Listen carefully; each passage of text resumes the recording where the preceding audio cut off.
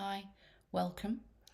And this is Lynn, and I just wanted to do a small video on some just things for you to think about as you walk this pathway. And I want to talk about the heart, the key to our personal Stargate ascension, going within is another term that we use, don't we? When we say everything lies within, and it lies within our heart space, that personal place where it guides us and leads us to the true direction and trajectory and voice of soul.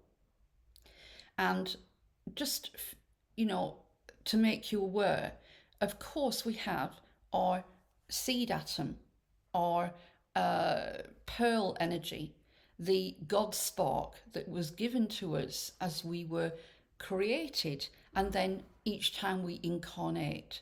And each time we incarnate, of course, this God seed, this pearl, and God spark sits in our higher heart center near our thymus gland, all right, our thymus. And this center, this point, is where you have that unbreakable bond with Source, with Mother, Father, God, of the outbreath of Source that created you. And this is where you come back to Source through the heart, the higher heart. Now, the higher heart center, right, is the most targeted thing on the planet that the dark controllers and all of the agenda that runs on this planet to prevent us from opening up and embodying through this atomic doorway, through this into our inner quantum world. Now, there's been many attempts to stop us opening this up. And I could go on and on and on about that. And I think I've mentioned in other videos about how they target us in many different ways to prevent us from embodiment through the higher heart. And that is, we call it Stargate Ascension. That's Heart Stargate Ascension, the sacred heart. Yeah, that you see in the pictures of Christ with that heart that is absolutely illuminated and is emanating from all directions. That is, again, a clue to the heart is the only way, right? It doesn't come outside of us, it comes from within. So if you're struggling or thinking about how can I connect with soul, I don't hear my higher self, I find it hard to know what my higher self is saying to me, it will always be through the heart. It will always be through you practicing coming into the heart space. And when you practice coming into the heart space over and over again, you get really good at it. And then that is causing and making a connection that is unbreakable. I always see it as I was always shown in visions that the more I went into my heart, the more I went through that heart stargate and pearl energy, we call it as well, you actually are building a bridge, an anticorona bridge back to source. And that then is unbreakable and is just gets more and more reinforced every time you go in. So you're building a bridge as also where you can meet in the middle, meet halfway with your I am presence, your soul, and hear the voice of soul. So it's very important that you work on that heart space because it will have been targeted in many different ways. And, as star seeds, and we've travelled and we're multidimensional and we've got 11 other stations of identity sitting in our monad of our first soul extensions. We are busy and we're always busy in other realms and other dimensions and other astral planes doing lots of busy work. And you know, some of you will have experiences of having weird dreams during the night. I get a lot of that. Where actually I'm doing work in the astral, and I'm busy opening portals and doing all sorts of things, and now a sliver of that will come through in a dream. Yeah, so that is us really sort of like doing our astral traveling, going out of body as well, and also getting sort of slivers of aspects of us in other identities, but it is us, going and doing our work, and getting very busy actually right now, as where we are with the planet and the vibration of the planet and how high it's being lifted now. So the heart is the key.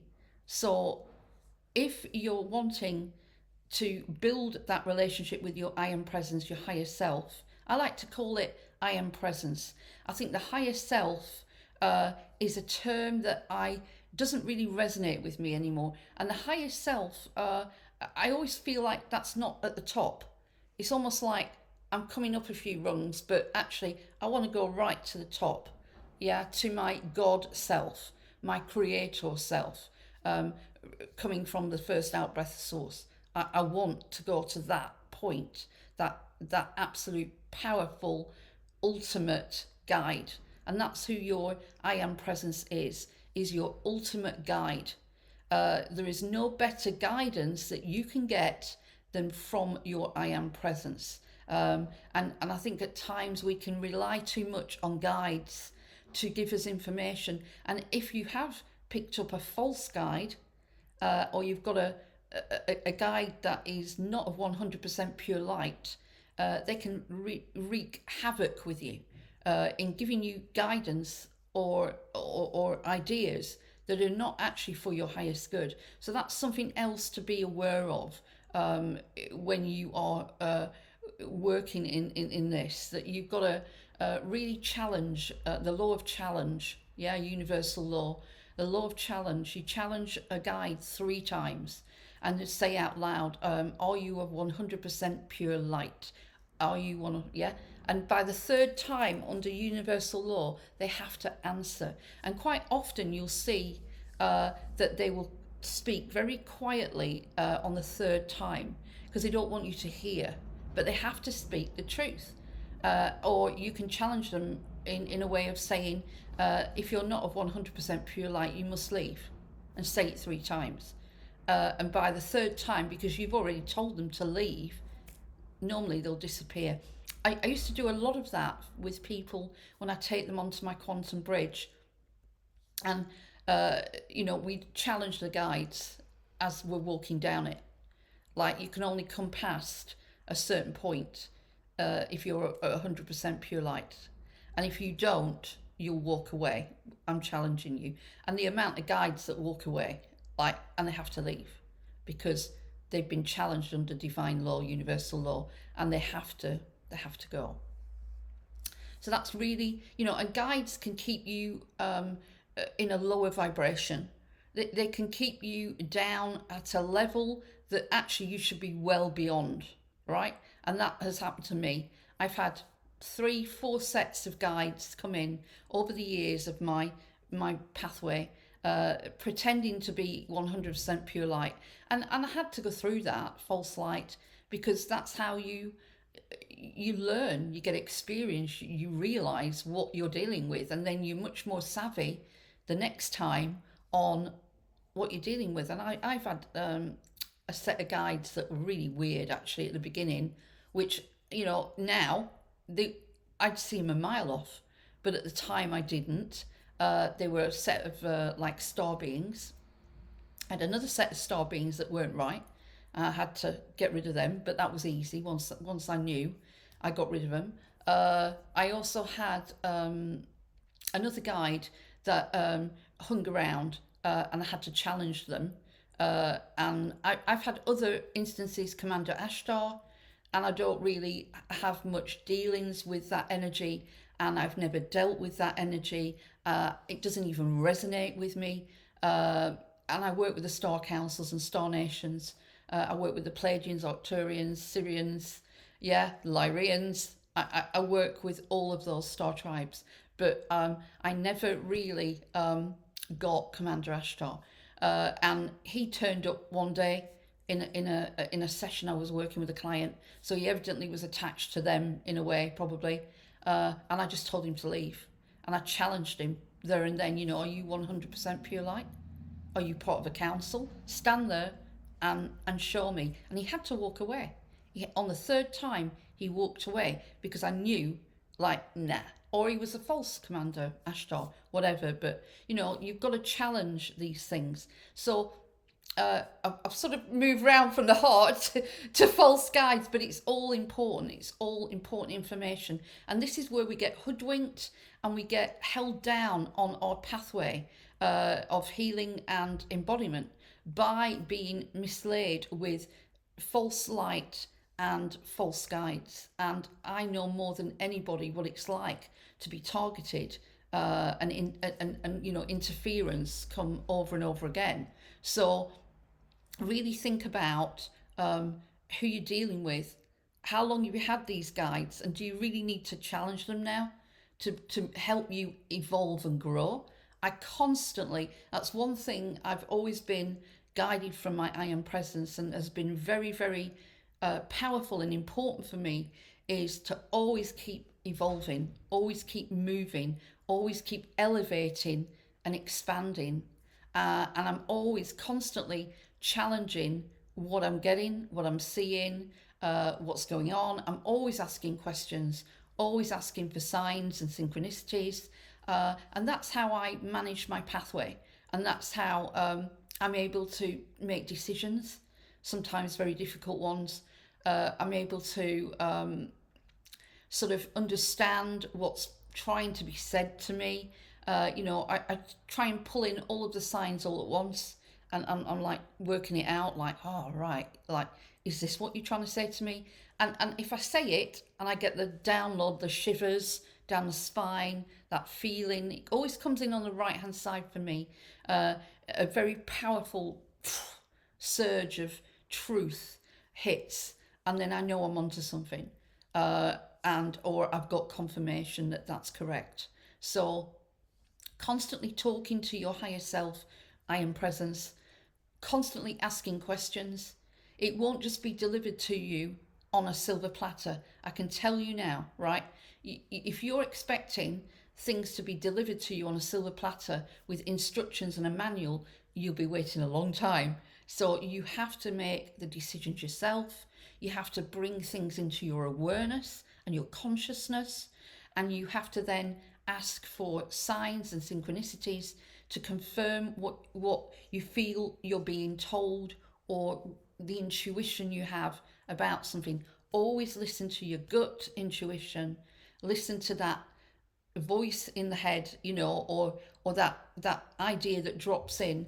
That's really important, and that is soul talking to you and telling you information that you need to move forwards. And if you feel stuck or blocked right now, or that you don't think anything's happening, and you're feeling a sense of discomfort, unease, you feel, as I say, like everything's flat and not, start asking questions.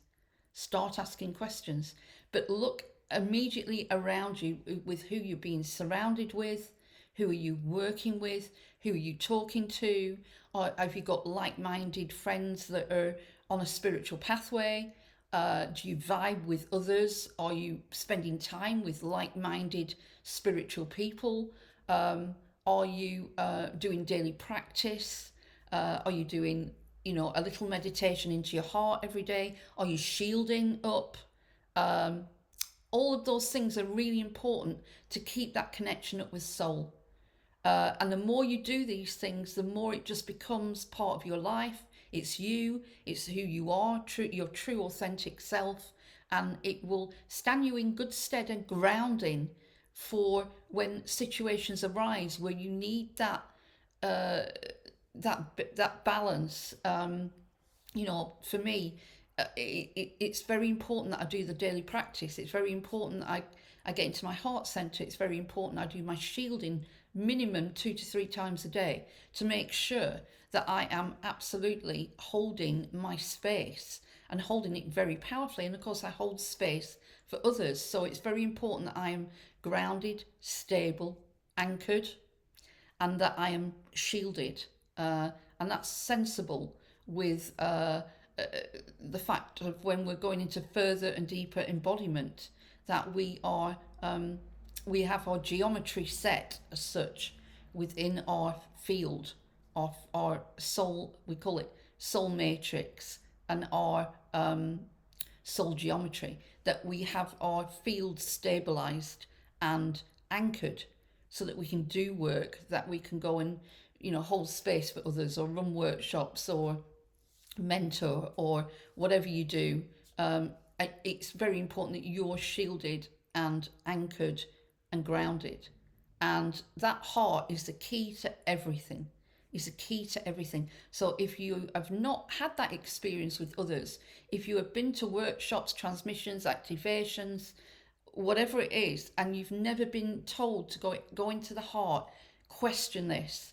And also, the heart is the most powerful shield for any work. So if you go into the heart first and then do your work, it's far more powerful and you're far more protected. So, like, just be aware of that, what others are doing. If they take you through your crown chakra first, no.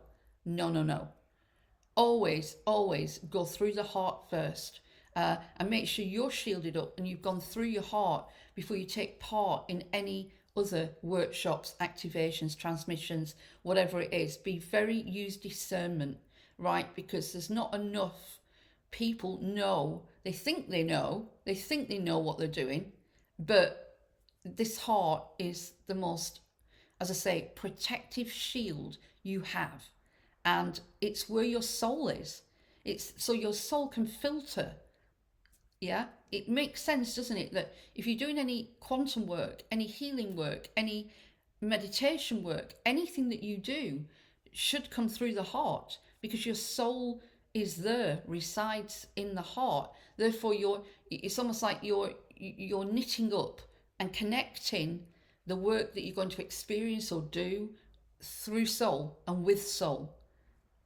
Very important. All right, so I'm going to leave it there. I hope this has just been helpful and made you think. And I'm going to start doing lots of little videos like this just to help you. So thank you for listening. Please subscribe and look at my website. And I regularly train in quantum healing and quantum bridge timeline star healing, which is a very powerful system. And that's what I teach through the quantum, through the heart field. So thank you for watching, and bye.